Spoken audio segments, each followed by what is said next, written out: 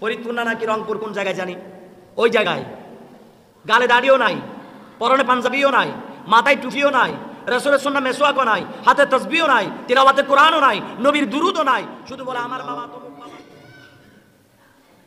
পবিত্র রজব চাঁদের তৃতীয় জুমায় হযরতে ইমামে আজম জামে মসজিদে আগত সম্মানিত মুসল্লিয়ানে কেরাম,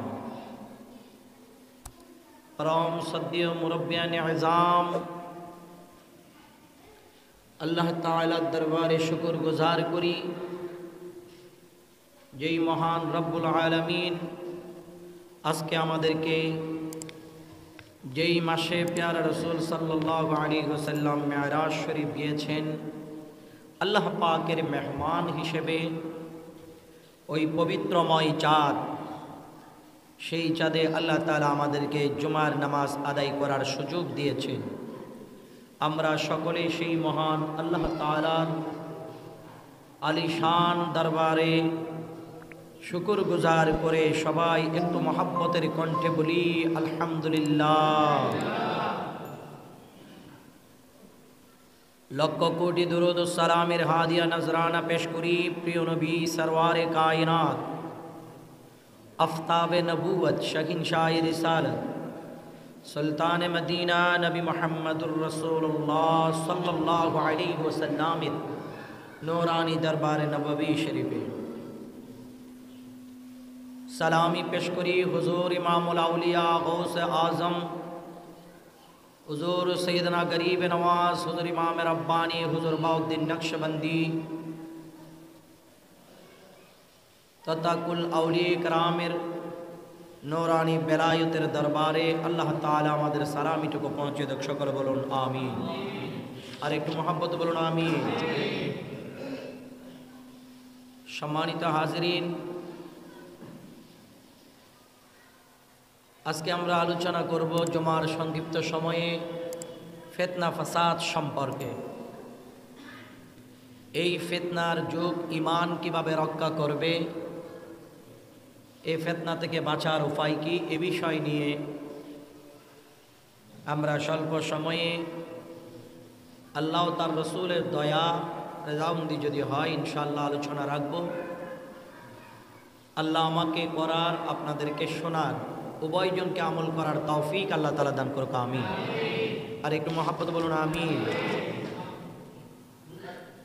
প্যারা রাসূল সাল্লাল্লাহু আলাইহি ওয়াসাল্লাম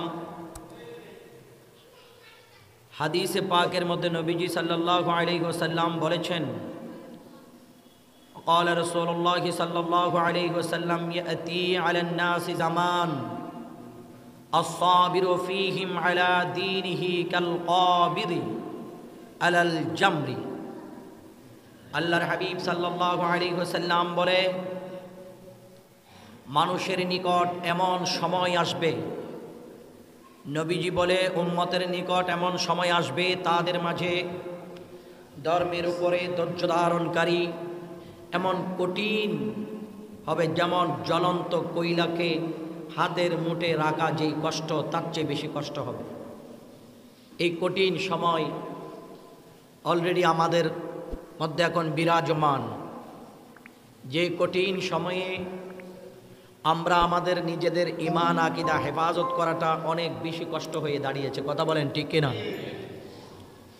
ফিতনা এমনভাবে ছড়িয়ে ছিটিয়ে যাচ্ছেন, কি বলেন নিজের ফ্যামিলিতে ফিতনা, কি বলেন রাষ্ট্রে ফিতনা, কি বলেন মসজিদে ফিতনা, কি বলেন হুজুর করে ফিতনা। এক কথায় আপনি যেদিকে যান সেদিকেই ফিতনা। বাঁচার কোনো সুযোগ, আওয়াজ বলেন না, বাঁচার কোনো সুযোগ। আল্লাহর প্রিয় রাসূল সাল্লাল্লাহু আলাইহি ওয়াসাল্লামের প্রবীণ সাহাবী হযরতে সালমান ফারসি রাদিয়াল্লাহু তাআলা নবীজি সাল্লাল্লাহু আলাইহি সাল্লামের কাছে জানতে চাইলেন, আকা ইয়া রাসূলুল্লাহ সাল্লাল্লাহু আলাইহি ওয়াসাল্লাম, এই ফিতনার কঠিন সময়, কঠিন যুগে ফিতনা থেকে বাঁচার উপায় কি? ওগো আল্লাহর হাবিব, আল্লাহর নবীজি সাল্লাল্লাহু আলাইহি ওয়াসাল্লাম বলেছেন, এ আমার আদরের সাহাবী শোনো, কারণ ঘর থেকে বের হলেই ফিতনা, রাস্তায় গেলে ফিতনা, নারী জাতির ফিতনা, এই ফিতনা থেকে বাঁচা বড় কঠিন। যদি পারো হকের মেসেজ, হকের দাওয়াত মানুষের কাছে তুলে ধরো। আরও যদি পারো নিজেই নিজের গৃহে বসে বসে আল্লাহ রাব্বুল আলামিনের ইবাদত করো। এই কঠিন ফিতনার যুগে যে নিজের ঈমানকে হেফাজত করতে পারবে, আল্লাহর রাসূল বলে আল্লাহ তাআলা তার আমলনামার মধ্যে 50 জন শহীদের সওয়াব দান করবে। সুবহানাল্লাহ। কারণ আপনি বাঁচবেন কিভাবে? যেদিকে যান ওদিকেই ফতোয়া।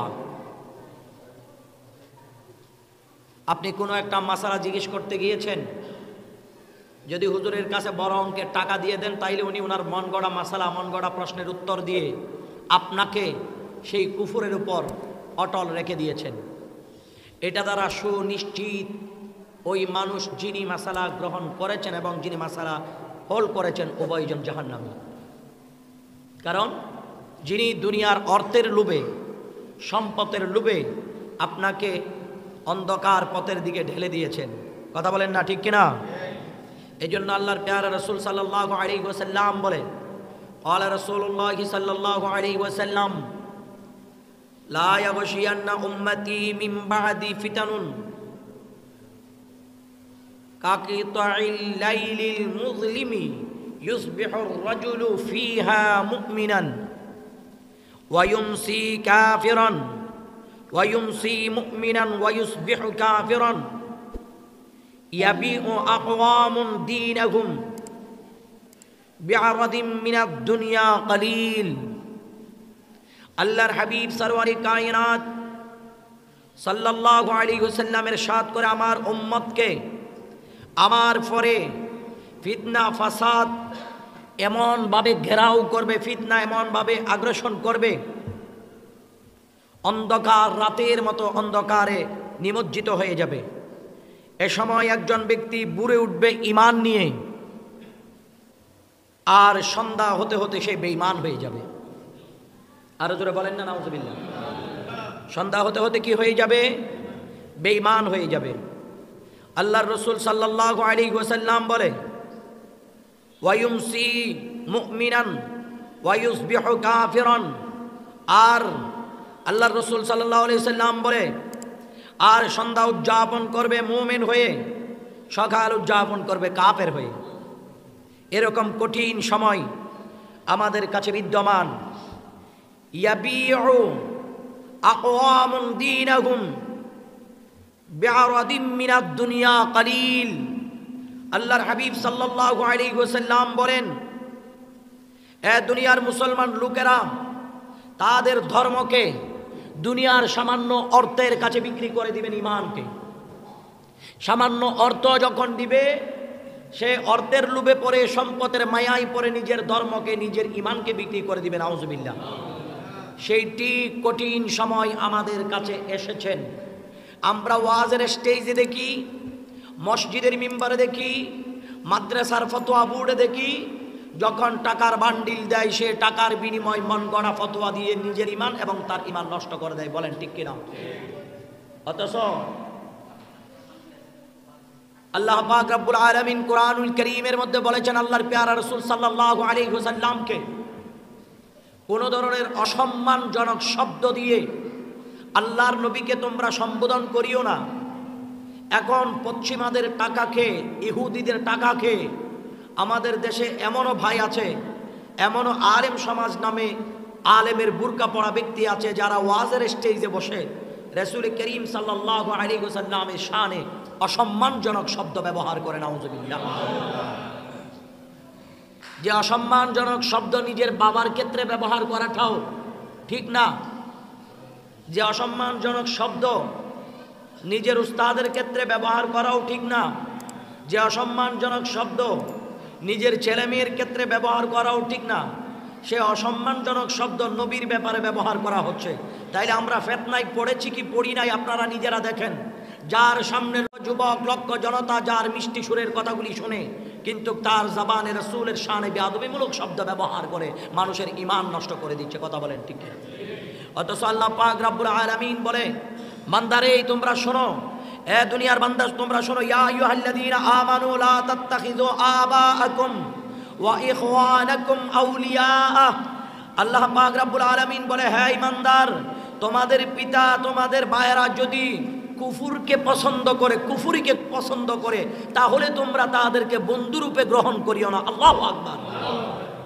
শুধু আলেম নয়, শুধু হুজুর নয়, পিশাব নয়, আল্লাহ রাব্বুল আলামিন কুরআনুল কারীমে স্পষ্ট বলেছে, ইমানদারগণ, তোমাদের বাপ তোমাদের ছেলেও যদি কুফুরিকে পছন্দ করে, তোমরা তাদেরকে বন্ধু হিসেবে গ্রহণ করিও না, বন্ধু হিসেবে গ্রহণ করিও না। আল্লাহ পাক রব্বুল আলামিন বলে, ইনিস্তাহাব্বুল কুফরা আলাল ঈমান ওয়া মান ইয়াতাওয়াল্লাহুম মিনকুম ফাউলাইকা হুমুয যালিমুন। আল্লাহ পাক রব্বুল আলামিন বলে, এ দুনিয়ার বান্দা শোনো, আর তোমাদের থেকে যারা তাদেরকে বন্ধু হিসেবে, তোমাদের থেকে আলাদা করে যারা তাদেরকে বন্ধু হিসেবে গ্রহণ করে, আল্লাহ বলেন নিঃসন্দেহে তারা অত্যাচারী। যারা ইমানদার থেকে আলাদা করে বেঈমান কুফুরকে পছন্দ করা ব্যক্তিকে তাদের আপন হিসেবে গ্রহণ করে, আল্লাহ বলে কোনো সন্দেহ নাই তারা অত্যাচারী, তারা জালিম।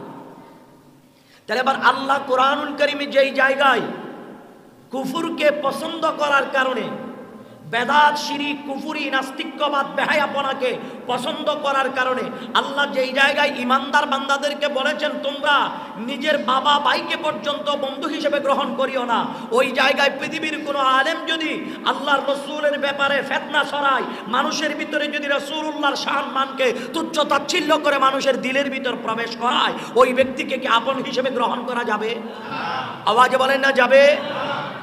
আমার বক্তব্য সুনির্দিষ্ট কোনো ব্যক্তিকে নিয়ে কাউকে ছোট করা নয়। আমার বক্তব্যটা হচ্ছে স্পষ্ট, যে বা যারা যেই হবে হোক, কেউ যদি আল্লাহর পেয়ারা রাসূল সাল্লাল্লাহু আলাইহি ওয়াসাল্লামের শানে দিন ধর্মকে নিজের মন মতো ব্যাখ্যা করে, মানুষের কাছে যদি অপব্যাখ্যা করে, মানুষকে যদি ধর্মের পথ থেকে মিসগাইড করে, ওই ব্যক্তি নিঃসন্দেহে কাফের। কথা বলেন ঠিক কিনা? কারণ সে নিজের পেটের জন্য, নিজের ব্যক্তিত্বের জন্য, নিজের সম্মানের জন্য, নিজের অর্থ টাকার জন্য ধর্মকে ইচ্ছে মতো ব্যবহার করে।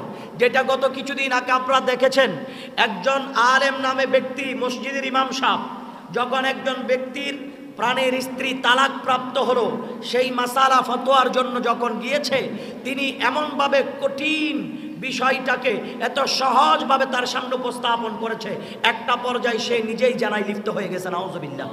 আর জোরে বলেন না নাউজুবিল্লাহ। তাহলে আপনি কোন দিকে যাবেন? মসজিদে ইমামের কাছে গেলে কেন ফিতনা? ইমান বাঁচানো কষ্ট। ওয়াজ শুনতে গেছেন, ওখানে ওয়াজ শুনতে গেলেও ফিতনা, ইমান বাঁচাইতে কষ্ট। পীরের দরবারে গেছেন মুরিদ হইয়া, ওখানেও ফিতনা, ইমান বাঁচাইতে কষ্ট। আপনি মাদ্রাসায় গেছেন পড়াশোনা করতে, ওখানেও ফিতনা, ইমান বাঁচাইতে কষ্ট। বাজারে গেছেন বাজার করতে, ওখানেও ফিতনা, ইমান বাঁচাইতে কষ্ট। দুনিয়ার মুসলমান এমন টাইমে রাসূলে পাকের সাহাবীরা রাসূলে পাকের কদম মোবারকে আরজি পেশ করেছেন, ইয়া রাসূলুল্লাহ, এই ফিতনার যুগে, এই ফিতনার সময়ে নিজের ইমান, নিজের আকীদা বাঁচানোর একমাত্র নাজাত প্রাপ্ত দল কোনটা? ওই দল আপনি রাসূল। আমরা সাহাবীদেরকে দেখাই দেন, আমার রাসূল হচ্ছে, আমার রাসূল বলছে একমাত্র নাজাতের দল হচ্ছে আমার সাহাবীদের জামাত, আমি রাসূলুল্লাহর জামাত। ওই জামাতের নাম হচ্ছে আহলে সুন্নাত ওয়াল জামাত। যেই জামাতের অন্তর্ভুক্ত হলে, যেই জামাতের অনুসারী হলে আপনি সঠিক ইসলাম খুঁজে পাবেন।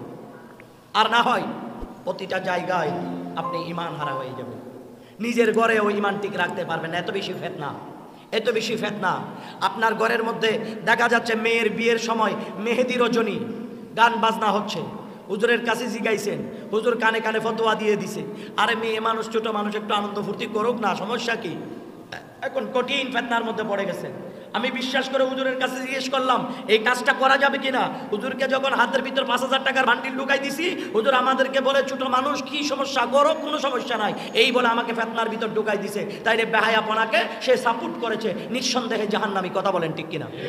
এরকম প্রতিটা জায়গায় ওই যে রাসূল করিম সাল্লাল্লাহু আলাইহি ওয়াসাল্লাম যে বলেছেন, আল্লাহর হাবিব যে বলেছেন, আমার নবী স্পষ্ট বলেছেন, মিনাদ দুনিয়া কালিল, দুনিয়ার জমিনে দিন ধর্মকে টাকার বিনিময় মানুষের কাছে একেবারে সস্তা পানির মতো বিক্রি করে দিবে। যখন টাকা দিবে সব ঠিক। আপনি বাজারে যান, আপনি মার্কেটে যান, আপনি কোনো হাসপাতালে যান, সব জায়গায় ফিতনা আর ফিতনা। কথা বলেন ঠিক কিনা? এই জন্য রাসূল করিম সাল্লাল্লাহু আলাইহি ওয়াসাল্লাম বলছে, উম্মত এই সময় বড় কঠিন সময়, যেই সময়ে নিজের ঈমান বাঁচানো, হাতের তালুতে জ্বলন্ত আগুনের কয়লা নিয়ে রাখতে যত কষ্ট, তার চেয়ে বেশি কষ্ট হবে এই কঠিন সময়ে নিজের ঈমানকে হেফাজত করতে। ওই ঈমান যদি হেফাজত করতে চান তাহলে আপনাকে সঠিক রাস্তা ধরতে হবে। ওই সঠিক রাস্তায় না গিয়ে অন্য কারো কথা যদি শোনেন, মিষ্টি কথার বাউলে পড়ে যে কোনো সময় আপনার ঈমান নষ্ট হয়ে যেতে পারে। নাউজুবিল্লাহ। এরকম দিন দিন হচ্ছে। আমার ছেলে মেয়ে আমার ঘরে আছে, আমি আমার ছেলে মেয়েকে ঠিকমতো খবর রাখি নাই, আমার ছেলে দেখা যাচ্ছে বদ আকিদার ভিতর ঢুকে পড়তেছে। মন গড়া কথাগুলি ফতোয়াগুলি শুনে আমার ছেলে আমার ঘরের মধ্যে অশান্তি সৃষ্টি করতেছে। অবশ্যই এই ফেতনা তৈরি হওয়ার পিছনে আমিও দায়ী। কেন দায়ী? কারণ আমার ছেলেকে আমি মসজিদ দেখাই না, আমি সিনেমা হল দেখাইছিলাম। কথা বলেন না ঠিক কিনা? আমার ছেলেকে আমি কায়দা পড়াই নাই, কোরআন পড়াই নাই, আমার ছেলেকে আমি উপন্যাস এই ধরনের বই পড়াইছিলাম। আমার ছেলেকে আমি সালাম শিখাই নাই, টাটা শিখাইছিলাম। আমার ছেলেকে মানুষকে শ্রদ্ধা করে শিখাই নাই, নিজের ভাব গম্ভীর নিয়ে ব্যক্তিত্ব নিয়ে চলে আসো, কারো কাছে ছোট হয়ে না, এটা শিখাইছিলাম। এই কারণে দেখা যাচ্ছে একটা পর্যায়ে আমার যখন ঠিক দিনের গুরুত্ব, দিনের দাওয়াত, সেই দায়ী হিসেবে আমি আমার ছেলের পেছনে যখন সময় ব্যয় করে আল্লাহ রসুল পর্যন্ত পৌঁছাইতে পারি নাই, দিনের কথাগুলি তার কান পর্যন্ত ঢোকাই দিতে পারি নাই, ঠিক সেই মুহূর্তে সেই অন্ধকার জগৎ থেকে যখন কোনো জায়গায় কোনো মানুষের মিষ্টি কথা শুনে, সে তো আসলেই জানে না মধুর বোতলের ভিতর ঢুকায় ওরা যে তার বিষ খাওয়াই দিচ্ছে, এটা সে বুঝতে পারে না। দেখতেছে আমার বাবার চেয়ে তো এরা বহুত ভালো, আমার পরিবারের চেয়ে এরা বহুত ভালো, আমার সমাজের চেয়ে এরা বহুত ভালো, আমার মসজিদের ইমামের চেয়ে এরা বহুত ভালো, এই চিন্তা করে শেষ পর্যন্ত সে বেঈমান হয়ে যাচ্ছে। কথা বলে ঠিক কিনা? তাহলে এটার জন্য আমি দায়ী। এটার জন্য কারা? আমরা নিজেরা, গার্ডিয়ানরা দায়ী। এই কারণে আমাদেরকেই আগে সচেতন হওয়া লাগবে, আমরা আগে সোচ্চার হওয়া লাগবে। আমার ছেলে কোন পথে যায়, কোন পথে না যায়, এটা আমাকে দেখতে হবে। আমরা তো এখন অল্প সময় হলেই ছেলে যদি একটু দেখতে জানে, টিপতে জানে, ছেলের হাতে মোবাইল ধরাই দিচ্ছে। আপনি ছোট বাচ্চার হাতে এক একটা মোবাইল ধরাই দিচ্ছেন, মানে আপনি ফিতনা তৈরি করতেছেন। কারণ আপনার ছেলেকে আপনি কোনো সুন্দর বিষয় শব্দ শিখাইতে চাইবেন, সে জাবান এটা বলার আগে সে বিশ্রী শব্দগুলো আপনার সামনে বলবে। কেন? ওই যে আপনি ফিতনার কাউন্টার হাতে উঠাই দিয়েছেন মোবাইল, ওখানে এক একটা বেহায়াপনা দেখতেছে, দেখে দেখে ছেলে দুনিয়া আল্লাহ রসুলের ধর্মের পথে যাবে তো দূরের কথা, এমন অশ্লীল বেহায়াপনা শিখতেছে, যার কারণে ওই সন্তান নিয়ে আপনাকে বিভিন্ন জায়গায় লাঞ্ছিত হওয়া লাগে। এগুলা থেকে বাঁচার উপায় কি? আপনি বলবেন হুজুর আমরা করবো কি? কেন? আপনি কি করতে পারেন না? এই কঠিন সময় আপনি কি নামাজ পড়তে পারেন না? আপনি কি করতে পারেন? এই কঠিন সময় রাসূলের পাকের সুন্নাহ দাঁড়িয়ে রাখতে পারেন না? এই কঠিন সময় আপনি রাসূলের পাকের সুন্নাহ মেসওয়াক করতে পারেন না? এই কঠিন সময় আপনি ঘরের মধ্যে 5 ওয়াক্ত নামাজের পরে কি কোরআনুল কারীমের তিলাওয়াত করতে পারেন না? আপনার তো কোনো কাজ নাই, আপনার সুনির্দিষ্ট ইনকাম আছে। দেখা যাচ্ছে মাইজপাড়ার জমিন আপনার 4টা বিল্ডিং আছে, প্রতি মাসে আপনার বিল্ডিং এর বেতনের টাকা, ঘর ভাড়ার টাকা আপনার হাতে আসতেছে, তো আপনার তো কোনো কাজ নেই, আপনি ঘরে বসে বসে কোরআন তেলাওয়াত করেন, আপনি ফিতনা থেকে বাঁচবেন। অথচ আপনি সেই কাজটা না করে চায়ের দোকানে বসে বসে মানুষের নামে গীবত সমালোচনা করতেছেন, এক একজন এক এক ধরনের কথা বলতেছে। কোন দিকে যাবেন? নিজের ঈমান, নিজের অস্তিত্ব বাঁচাইতে কষ্ট হয়ে যাচ্ছে। কাটটা শুনবেন না কাটটা শুনবেন, আপনি নিজেই অস্থির হয়ে গেছেন। কথা বলেন ঠিক কিনা? তাহলে এই কঠিন সময় আপনার জন্য অন্যতম কাজ হচ্ছে কি? আপনি 1 মিনিট সময় পাবেন, ওই 1 মিনিটের মধ্যে আল্লাহর জিকির করা শুরু করেন। আপনি 1 সেকেন্ড সময় পাবেন, ওই 1 সেকেন্ডের মধ্যে আল্লাহর জিকির, রাসূলের পাকের দুরূদ শরীফ পড়া শুরু করেন। 24টা ঘন্টা রাসূলের পাকের দুরূদ শরীফ যখন পড়বেন, দুনিয়ার ফিতনা আপনাকে গ্রাস করতে পারবে না। আল্লাহর নবীর দুরূদে মুস্তাফা আপনাকে দুনিয়ার সমস্ত অশালীন থেকে হেফাজত করবে। সুবহানাল্লাহ। কিন্তু আমরা রাত দিন বিভিন্ন ধরনের বিষয় আমরা জিকির করি, বিভিন্ন ধরনের মানুষের বিষয় নিয়ে আমরা রাত দিন আলাপ আলোচনা করি, কিন্তু রাসূল করিম সাল্লাল্লাহু আলাইহি সাল্লামের দুরূদ শরীফ আমরা পড়ি না, আল্লাহর জিকির আমরা করি না, কোরআন তিলাওয়াত আমরা করি না। তো বলেন, যেখানে আপনি আল্লাহকে মানেন না, আল্লাহর জিকির করেন না, আল্লাহর পথে চলেন না, আল্লাহর কথা বলেন না, সেই আল্লাহ আপনাকে স্মরণ করবে কিভাবে? আপনি বলেন, সে আল্লাহ আপনাকে খেয়াল রাখবে কিভাবে? আল্লাহ আপনার জিকির করবে কিভাবে? আল্লাহ বলে ফাযকুরুনি আযকুরুকুম ওয়াশকুরুনি ওয়ালা তাকফুরুন। বান্দা যদি আমার জিকির করে, আমি আল্লাহ বান্দার জিকির করব। সুবহানাল্লাহ। এইভাবে পুরা দেশ, পুরা জাতি আজকে বিভিন্ন ধরনের ফিতনার মধ্যে কি হয়ে গেছে? নিমজ্জিত হয়ে গেছে। বিভিন্ন ফিতনা মানুষকে এমনভাবে গ্রাস করেছে, বাঁচার কোনো সুযোগ নাই। এই টাইমে আপনার জন্য একটা সুযোগ, সেটা হচ্ছে বেশি কম কথা বলা। প্রয়োজন হলে বলবেন, আর না হয় জবান খুলবেন না। কম কথা বলবেন, বেশি ইবাদত করবেন, বেশি আল্লাহর জিকির করবেন। আর কোরআন সুন্নাহর মাপকাঠির ভিত্তিতে যারা আল্লাহ রসুলের শান মান বর্ণনা করে, তাদের কথা ছাড়া আল্লাহ রসুলের শানে যারা বিয়াদবি করে তারা ভালো কথা বললেও তাদের গুলা শোনা যাবে না, কারণ তারা ভালো কথার লেভেল দিয়ে আপনাকে যে কোনো সময় খারাপ একটা আকীদা আপনার ভিতর প্রবেশ করাই দিবে, কারণ আপনি টেরও পাবেন না, আপনি টেরও পাবেন না, এমন ভাবে আপনার ভিতরে ফিতনাটা ঢুকাই দিবে আপনি নিজেও আশ্চর্য হয়ে যাবেন। এই জন্য আপনাকে সবসময় খেয়াল রাখতে হবে, যারা কোরআন সুন্নাহর পক্ষে কথা বলে না, কোরআনের সঠিক তাফসীর করে না, এদের কথা ছাড়া বাকি কোনো ব্যক্তিদের কথা শোনা যাবে না, কারণ যাদের জবানে আল্লাহ রসুলের শান মান বের হয় না, সুযোগ পাইলে রসুলকে রাখাল বলে, কর্মচারী বলে, নাউযুবিল্লাহি মিন যালিক বলে, এই সমস্ত ব্যক্তিদের কথা কি শোনা যাবে বলেন? আওয়াজ বলেন না শোনা যাবে? যারা গরিবে নওয়াজকে বলে খাজা বাবা গাঁজা খাওয়া, ওলির দরবার গাঁজার আড্ডাখানা, দরকার না ওলি মানেন পীর মানেন, দেখা যাবে এমন পীরের দরবারে গেছেন যেখানে পীরে ঘোষণা দিয়ে 4 বেলা নামাজ পড়ানো লাগবে না, মারফতে নামাজ পড়লেই চলবে। আপনি বলবেন হুজুর পীরের বিরোধিতা করলে তার কাছে গেলেও ঝামেলা, আবার পীরের দরবারে গেলেও ঝামেলা, তো যাবো কোথায়? এজন্য আপনাকে খেয়াল রাখতে হবে যেই পীরের দরবারে যাচ্ছেন ওই পীর হক্কানি কিনা সেটাও আপনাকে খেয়াল রাখতে হবে, তার ভিতর আল্লাহর ভয় রসুলের মহব্বত আছে কিনা। সেই যদি দুনিয়ার পাগল হয়ে যায়, যদি মুরিদের কাছে শুধু গরু চায়, গান বাজনাকে, বেহায়াপনাকে সমর্থন দেয়, মারফতের কথা বলে শরীয়তকে দাফন করে দেয়, ওই সমস্ত পীরের কাছেও যাওয়া যাবে না, কারণ সে আপনার ঈমান ছিনিয়ে নেবে। আমি বারবার বলেছিলাম, হয়তো আপনারা অনেকবার শুনেছেন, উত্তরবঙ্গে এমন কিছু পীর আছে যারা দুর্গা পূজার শ্লোকগুলো দরবারে মাজারে বানাইয়া ওখানে ঢুকে দেয়, হরে হরে হরে রাম বলে বলে। নাউজুবিল্লাহ বলেন না, আর জোরে বলেন না নাউজুবিল্লাহ। ওই যে বলেছিলাম সুরসুরি নাকি ফরিদপুর না নাকি রংপুর কোন জায়গায় জানি, ওই জায়গায় গালে দাড়িও নাই, পরনে পাঞ্জাবিও নাই, মাথায় টুপিও নাই, রাসূলের সুন্নাহ মেসওয়াকও নাই, হাতে তাসবিহও নাই, তিলাওয়াতে কোরআনও নাই, নবীর দুরুদও নাই, শুধু বলে আমার বাবা তমুক বাবা তমুক বাবা, এই বাবা সেই বাবা বলে বলে হিন্দুদের মতো বেদিনদের মতো পূজার ইঙ্গিতে পূজার আকারে মানুষকে মিসগাইড করে বলছে একমাত্র মারফত রাজি হলে দুনিয়ার সব রাজি। নাউজুবিল্লাহ বলেন। তাহলে এই কঠিন সময় আপনি যাবেন কোথায়? এই জন্য আপনাকে চিন্তা করতে হবে, আপনি যদি পীর ধরেন তাও আপনাকে খেয়াল করতে হবে আপনার পীরটা হকের উপর আছে কিনা।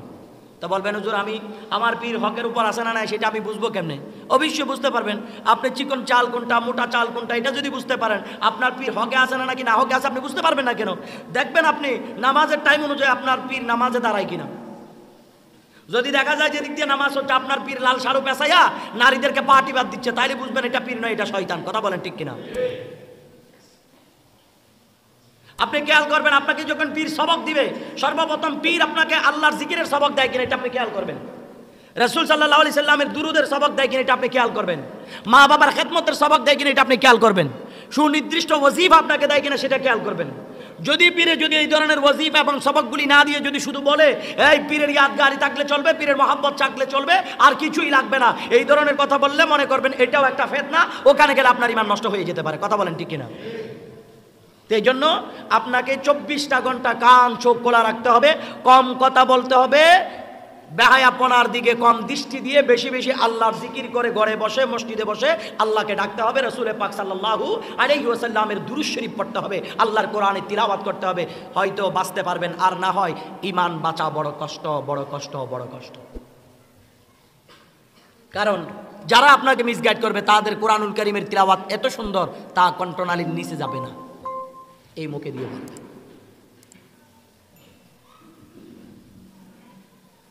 আল্লাহর প্যারা হাবিব নবীজি সাল্লাল্লাহু আলাইহি ওয়াসাল্লাম এমন নবীজি ছিলেন, নবীকে তো রাকাল বলা যাবে না। আল্লাহর নবী যখন কোনো জার জঙ্গলে যাইতেন, বনের পশুগুলা আল্লাহর নবীর কদম মোবারকে সে নবীজির চেহারা আনোয়ারের দিকে তাকাই থাকতেন। জঙ্গলার প্রাণীদেরকে যদি কোনো শিকারী যদি শিকার করে, ওই জঙ্গলার প্রাণীগুলা আল্লাহর নবীকে যদি সামনে পায়, আল্লাহর হাবিবের কাছে মানুষের মতো জবান করে বলে দিতেন, ইয়া রাসূলুল্লাহ, এই শিকারী আমাকে শিকার করেছেন, আমার ছোট্ট বাচ্চা গুড়ি এখনো দুধ পান করে নাই, নবীজি আপনি একটু জিম্মাদারি নেন, আপনি জিম্মাদারি যদি নেন আমি আমার বাচ্চাদেরকে দুধ পান করাইয়া ইয়া রাসূলুল্লাহ বারো আমি আমার শিকারীর কাছে ধরা দেব। আল্লাহর নবী জিম্মাদারি নিলেন, বনের প্রাণী পশু, ওই বনের পশুগুলা নিজের বাচ্চাদেরকে দুধ পান করাইয়া, ও দুনিয়ার মুসলমান আবার রাসূল পাকের নূরানি কদম মোবারকে হাজির। যেই শিকারী শিকার করেছে তার কাছে এসে বলে, আমাকে এবার ধরে নিয়ে যা, আমি আমার বাচ্চাদেরকে দুধ পান করাইলাম, আমার বাচ্চাদেরকেও সাথে নিয়ে আসলাম। অনেক সময় ইহুদি নাসারারা আল্লাহর নবীর সামনে যখন বনের পশুরা এভাবে সারেন্ডার হয়ে নবীজিকে যখন মানা শুরু করে, ইহুদি নাসারা পর্যন্ত বলে, আমরা চিনতে পারি নাই, বনের পশু চিনতে পেরেছেন, আর নয় লাত মানাতের ধর্ম, এবার কালেমা পড়ে মুসলমান হয়ে যা। এটাই ছিল রাসূলুল্লাহর আজমত, এটাই ছিল আল্লাহর নবীর মাকাম মর্যাদা। যে নবীকে বনের পশু গুই সাপ পর্যন্ত, বনের জঙ্গলের বাঘ পর্যন্ত, সাপ পর্যন্ত আল্লাহর নবীকে ইহতিরাম করত, আল্লাহর নবীকে ইজ্জত করত। অথচ এই জামানায় আমরা আসছি, এমন বড় বড় সেলিব্রিটি বক্তা দেখা যায়, এমন ব্যক্তি দেখা যায় যারা সুন্দর সুন্দর মাধুর্যপূর্ণ কথা মানুষকে বলে, যুবকদেরকে উৎসাহিত অনুপ্রেরণা সৃষ্টি করে দিনের পথে। অথচ দেখা যায় যুবকের সাথে যেই ব্যবহার হয়, সমাজের সাথে যেই ব্যবহার হয়, রাষ্ট্রের সাথে যেই ব্যবহার হয়, রাষ্ট্রপ্রধানের সাথে যেই ব্যবহার হয়, অনেক ক্ষেত্রে দেখা যায় এই বিস্ত্রী শব্দ, অশালীন শব্দ আল্লাহর নবীর বেলায়ও ব্যবহার করে ফেলে। আল্লাহর নবীর বেলায় যদি ব্যবহার করে তার ঈমান আর থাকবে না, কারণ ঈমানের মূল হচ্ছে রাসূলুল্লাহ সাল্লাল্লাহু আলাইহি ওয়াসাল্লামের মুহাব্বত। সুবহানাল্লাহ বলে। যেখানে আপনার শব্দ দ্বারা আল্লাহর রসূলের মহাব্বতের বহিঃপ্রকাশ হবে না, ওখানে আপনি ঈমান বাঁচাইবেন কোত্থেকে, বা আপনার ঈমান থাকবে আর কোত্থেকে? এই জন্য রাসূলুল্লাহ সাল্লাল্লাহু আলাইহি সাল্লাম হাদিসে পাকের মধ্যে বলেছেন, তাদের কণ্ঠ সুন্দর হবে, তিলাওয়াত কণ্ঠনালীর নিচে যাবে না, মুখের উপর দিয়ে তিলাওয়াত করবে, জালিমের মতো তারা মানুষকে পশুর মতো জবাই করে দিবে, তাদের আচরণ হবে সেরকম। আজকে আমরা বাস্তব সেটা দেখতে পাচ্ছি, কথা বলেন ঠিক কিনা? এই জন্য আপনাদের দরকার নিজেদের ঈমান আকীদাকে যদি হেফাজত করতে হয়, তাহলে হক্কানি পীর ধরেন, আল্লাহর জিকির, রাসূলের দুরূদ বেশি পড়েন, নিজের ছেলে মেয়েদেরকে ঘরের ভিতর পর্দা করান, বেশি বেশি ঘোরাঘুরি বন্ধ করেন, দোকানে পাটে বসে বসে বাজো আড্ডা দেওয়া বন্ধ করেন। যত বেশি বাজো আড্ডা দিবেন, যত বেশি গীবত করবেন, যত বেশি সমালোচনা করবেন, আরেকজনের চরিত্র নিয়ে, অপিনিয়ন নিয়ে টানাটানি করবেন, তত বেশি আপনি ফিতনায় পড়বেন। সুতরাং বাকি বিষয় সব বাদ দিয়ে আপনার ঈমানকে রক্ষা করতে হলে ঘরে বসে তাসবিহ নিয়ে আল্লাহর কোরআন তিলাওয়াত করেন, আজান হলে মসজিদে এসে নামাজ পড়েন, সুন্নাহ উলামায়ে কেরাম আলোচনা করলে মন ভরে সেটা শ্রবণ করেন। আর না হয় আপনি নিজেকে রক্ষা করতে পারবেন না। এবং আপনার ছেলে কার সাথে চলে সেটাও আপনি খেয়াল রাখেন, আপনার ছেলে কিভাবে পোশাক পরে সেটাও আপনি খেয়াল রাখেন, আপনার ছেলে রাত্রে বিছানায় ঘুমাইলে সে কি ঘুমায় নাকি মোবাইল টিপে, এটাও আপনি খেয়াল করেন। আপনি যদি একেবারে অবহেলায় ছেলেকে ছেড়ে দেন, ছেলের স্বাধীনতা আছে, এখন তথ্য প্রযুক্তির যুগ, ছেলেকে একটু বাক স্বাধীনতা দেওয়া লাগবে, এই মনে করে যদি ছেলেকে হাতছাড়া করে দেন, ছেলে সারা রাত বিভিন্ন মোবাইলে বিভিন্ন জনের সাথে মেসেজ কিংবা সেটিংয়ের মাধ্যমে এই ছেলে একদিন ধ্বংসের দ্বার প্রান্তে চলে যাবে, তখন আপনি সন্তানকে রক্ষা করতে পারবেন না। ছেলে যখন ওয়াজ শুনে মোবাইলে, কার ওয়াজ শুনে সেটাও দেখেন। ছেলে যখন লেকচার শুনে, কার লেকচার শুনে সেটাও দেখেন। ছেলে যখন মাদ্রাসা স্কুলে যাওয়ার সময় মানুষের সাথে যায়, বন্ধুদের সাথে যায়, সেই বন্ধুটা নামাজি কিনা, রোজাদার কিনা, আল্লাহওয়ালা কিনা সেটাও খবর রাখেন। নিজের স্ত্রী পাশের বাসায় গিয়ে বারবার কথা বলে কিনা, পাশের বাসার মহিলা নামাজি কিনা সেটাও খবর রাখেন। নিজের মেয়ে যে বান্ধবীদের সাথে কথা বলে, ওই বান্ধবীদের পোশাক পরা সুন্দর কিনা, তাদের মা বাবার ব্যাকগ্রাউন্ড ভালো কিনা, ওই মেয়েটা পর্দাশীল কিনা, সেটা নিজের মেয়ের ক্ষেত্রে খবর রাখেন। যদি না রাখেন তাহলে দেখা যাবে আপনার মেয়ে বেহায়াপনায় চলে যাবে, আপনার স্ত্রী আপনার উপর অতিষ্ঠ হয়ে ফিতনায় পড়ে সে অন্যজনের সাথে পালিয়ে যাবে, নাউযুবিল্লাহ। অসংখ্য ঘটনা সমাজের মধ্যে আজকে হচ্ছে, কথা বলেন দাদু ভাই ঠিক কিনা? সমাজে হচ্ছে। এই জন্য ভালোবাসা যদি দিতে হয় নিজের স্ত্রীকে দেন, মহাব্বত যদি করতে হয় নিজের ছেলে মেয়েকে করেন, বাহিরের মহাব্বত আলগা মহাব্বত ফালাই দেন, নিজের স্ত্রীকে মন বড়ে ভালোবাসেন, নিজের স্ত্রীর সাথে ভালো আচরণ দেন। ভালো কিছু যদি আপনি আনতে পারেন, আপনার সামর্থ্য হয়, নিজের ছেলে মেয়েকে খাওয়ান, গরিব দুঃখীকে খাওয়াবেন, যার কোনো প্রয়োজন নাই তার সাথে ভালোবাসার সম্পর্ক করার জন্য নিজের ছেলে মেয়ের হক নষ্ট করে তাদের কাছে নিয়ে যাইয়েন না। তাদের কাছে নিয়ে না যাওয়া মানে গরিব দুঃখীকে না দেওয়া এটা নয়। অনেক সময় দেখা যায় যার কাছে অভাবেই নাই, তার কাছে ভালো সাজার জন্য নিজের ছেলে মেয়েকে না খাওয়াই, তারে খাওয়াই আমরা। এটা দিয়ে কোনো লাভ হবে না, কারণ আপনি একটা পয়সাও যদি ছেলে মেয়ের হক নষ্ট করেন, কিয়ামতের ময়দানে ছেলে মেয়ে আপনার বিরুদ্ধে আল্লাহর দরবারে নালিশ করবে। গরিবকে দিচ্ছেন, এটা ছেলে মেয়ের হক নষ্ট হবে না, কিন্তু যার আছে শুধু অহেতুক আপনি দুনিয়ার ফায়দা লুটানোর জন্য তার পিছনে ব্যয় করেছেন, নেশার বারে মদের বারে, জানার কাদারে, জোয়ার আসরে এবং এইভাবে বিভিন্ন বেহায়াপনায় এটা আপনি আপনার সন্তান ছেলে মেয়ের হক নষ্ট করেছেন, তখন আপনাকে জবাব দিতে হবে। আল্লাহ রাব্বুল আলামিন আমাদেরকে এই সমস্ত ফিতনা থেকে রক্ষা করুক, আমিন বলুন। আর একটু মহব্বত বলুন আমিন। যদি আমরা এগুলো থেকে যদি বেঁচে উঠতে না পারি, আমরা নিজেদেরকে সচেতন করতে না পারি, তাহলে আগামীর সমাজ আরও কঠিন, আগামীর সমাজ আরও কঠিন, আগামীর সময় আরও কঠিন। ওই কঠিন সময়ে কোনো সেফটি নাই আপনার আমার, ঘরে বলেন, বাসায় বলেন, দোকানে বলেন, কোনো জায়গায় কোনো সেফটি নেই। নিজের সেফটি যদি থাকতে হয়, নিজেও বাঁচেন, নিজের ফ্যামিলিকেও বাঁচান, নিজেও ইবাদত করেন, নিজের ফ্যামিলিকেও ইবাদত করান, নিজেও কোরআন সুন্নাহর পথ অনুসরণ করেন, নিজের ছেলে মেয়েকেও কোরআন সুন্নাহর পথে চালানোর চেষ্টা করেন। আপনি নিজে মসজিদে এসে আল্লাহর জিকির করলেন, কিন্তু আপনার ছেলে নামাজ পড়ে না, উপযুক্ত ছেলে নামাজের সময় নামাজ পড়ে না, আপনি কিছু বাধা দিলেন না, কোনো কিছু বললেনও না, তাহলে বরকত আসবে? শান্তি পাওয়া যাবে? বিশৃঙ্খলা দূর হবে? হবে না, বিশৃঙ্খলা দিন দিন বৃদ্ধি পেতেই থাকবে। এই জন্য প্রতিটা ক্ষেত্রে আপনাকে খেয়াল রাখতে হবে, কোনো ধরনের ইবাদত বন্দিগি থেকে আমার ছেলে মেয়ে পরিবার দূরে সরে যাচ্ছে কিনা, কোনো ধরনের বেহায়াপনা আমার ঘরে হচ্ছে কিনা, কোনো ধরনের সামাজিকতা আনুষ্ঠানিকতার নাম দিয়ে আল্লাহর গজবের মতো কোনো কার্যক্রম আমার সমাজে, আমার ফ্যামিলিতে, আমার প্রতিষ্ঠানে হচ্ছে কিনা, এই ক্ষেত্রে আপনাকে অল টাইম খেয়াল রাখতে হবে। যদি আপনি খেয়াল রাখতে না পারেন, দেখবেন যে আপনার পরিবার নষ্ট হয়ে যাবে। একটা জিনিস বিশেষ করে আর কয়েক মাস পরে রমজানুল মোবারক আসবে, চট্টগ্রামে যেটা সবচেয়ে বেশি প্রচলিত গজবের লানতের একটা সিস্টেম, সেটা হচ্ছে কি, ওই যে মেয়ের শ্বশুর বাড়িতে গরু দেওয়া লাগবে, ছাগল দেওয়া লাগবে, ইফতারি দেওয়া লাগবে, কথা বলেন ঠিক কিনা? এই জিনিস থেকে বাঁচতে হলে আপনাকে এখন থেকে সচেতন হওয়া লাগবে। মেয়ের শ্বশুর বাড়িতে কিছু দেব না, আর যারা ছেলের পক্ষ আমরা কিছু নেব। আপনারা জানেন এমন সময় ছিল, একমাত্র মেয়েকে খুশি করার জন্য, মেয়ের শ্বশুর বাড়িতে দেওয়ার জন্য বাবা সময় মানুষের কাছে সুদে টাকা নেয়, জমি বিক্রি করে, রিক্সা চালায়, মানুষের কাছে গিয়ে ভিক্ষা করে, শেষ পর্যন্ত দিতে না পারলে মেয়েকে আঘাত করে বিদায়, বাবা নিজের গলায় দড়ি লাগায়, ফাঁসি খেয়ে মরে, না হয় নিজের মেয়ে সুসাইড করে মরে। এরকম সমাজে হচ্ছে। সব ভালো, সব কিছু মানলাম, কিন্তু যৌতুক প্রথা বন্ধ করলাম না, আরেকজন থেকে সেই হারামির, সেই অবৈধ তোফা হাদিয়ার নামে ওই জিনিসগুলো নেওয়া বন্ধ করলাম না, তাইলে আর হবে কি? এগুলো থেকে আপনারা বিরত থাকবেন। বিশেষ করে বাহিরে যাই হবে হোক, এই মাইজপাড়া সমাজ উন্নয়ন কমিটির ভিতরে, এই মাইজপাড়া অঞ্চলের মধ্যে আপনারা যারা আছেন, আজ থেকে সিদ্ধান্ত গ্রহণ করেন, মেয়ের বাপের বাড়ি থেকে কিছু নেব না, মেয়ের বাপের বাড়িতে যারা আছে তারা ছেলের বাড়িতে কিছু দেব না।